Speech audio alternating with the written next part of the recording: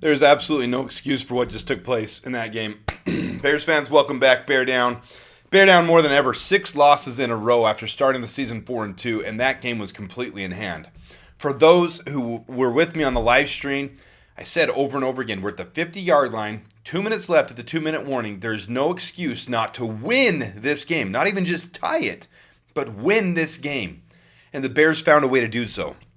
Yes, there were some problems on the offensive line with Darnell Wright being out and Larry Borom having to fill in. And those who have followed this channel know from the very beginning, I said we should not keep Larry Borom into this season. There was no excuse for it. He's one of the worst in the league. Last year, he was the second worst out of all tackles in all of football. It paid its toll at the end of the game. Having crap players pays its toll at the end of games. We could have signed David Bakhtiari. We could have signed many players to come in, but we're cheap and we don't care. We don't care. This one is going to leave a dark cloud. You can see the black outline I have there of Eberflus. He has not spoke. Maybe he's speaking right now as I make this, but I got to get back to some things, so I'm making this video now. But there is a dark cloud around this man. He has lost this team. He's lost the locker room. No matter what he says of us sticking together, gelling together, we just got to come together. We just got to get through this, blah, blah, blah, blah, blah.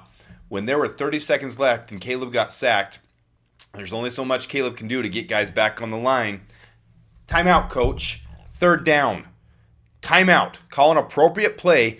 Get it down within field goal range, and 30 seconds is enough time to get a play in, to get the guys on the field and kick a field goal. Plenty of time for all of that. 100%. So don't worry about saving that timeout. You save that timeout right into the loss. So what he needs to do, because the McCaskies they won't fire him midseason, he needs to resign. Matt Eberflus needs to resign. Other words for that, the definition, voluntarily leave a job or other position. Other words, leave. Go. Stand down. Step down. Bow out. Walk out. Any of them. I'm okay with any single one of those things that you want to call it. Get out of here. Does not need to be this way in Chicago. Absolutely. All right, tale of two halves in this one. Bears were down 16-0 at halftime. Right out the gate, we came out, scored a touchdown, 7-16. They came back and scored. We scored again. They punt, we punt. They miss a field goal, and the momentum shifted. We got a touchdown. And then in return, the Bears are usually the one playing conservatively. The Bears are the ones who don't close out games. The Lions played conservatively. 3 and out. 3 and out. We had the game. 3 minutes left. We can drive down. We can at least kick a field goal and win it and tie it, right? Send it to overtime. Thomas Brown, you've done your job. Now, I'm going to focus on this for 2 seconds, guys. A lot of people want Thomas Brown to take over the offensive coordinator and head coaching duties. No. Right now, you've got a young quarterback whose season is on the line.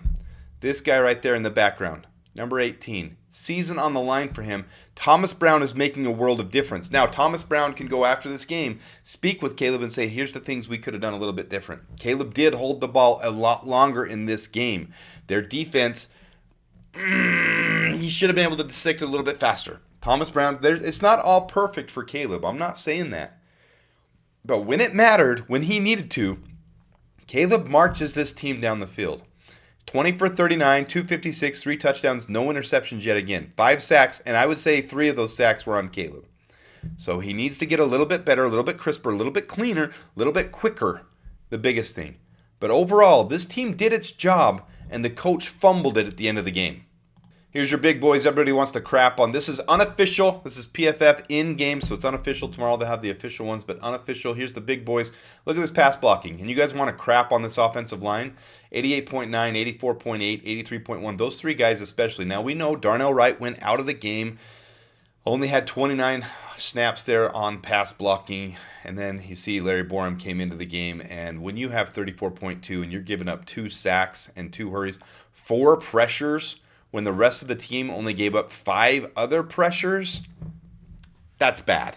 We only gave up 9 pressures in this game, but Larry Borom in at the end of the game absolutely cost us this game. 2 sacks given up by him, 2 hurries given up by him. It was bad. 34.2 grade. I've said it before. I'll say it again. Larry Borom has no business being on this team. He needs to be cut, needs to be gone. If we need to sign David Bakhtiari for the rest of the year, fine. Figure it out. Figure it out. Here's Jumpman and his spray chart. One of those at the end of the game shouldn't really count. It was the bad. There's only so much here, but 1 of 1, 1 of 1, 1 of 4, 3 of 4. Looks pretty good in this area of the field. Really solid here, and as always, it should be right here. Didn't call nearly as many screenplays this game. Trying to get it out a lot quicker. When you're playing those screenplays, we didn't have as much, so it was time to throw 3.36 in this game. So really not good.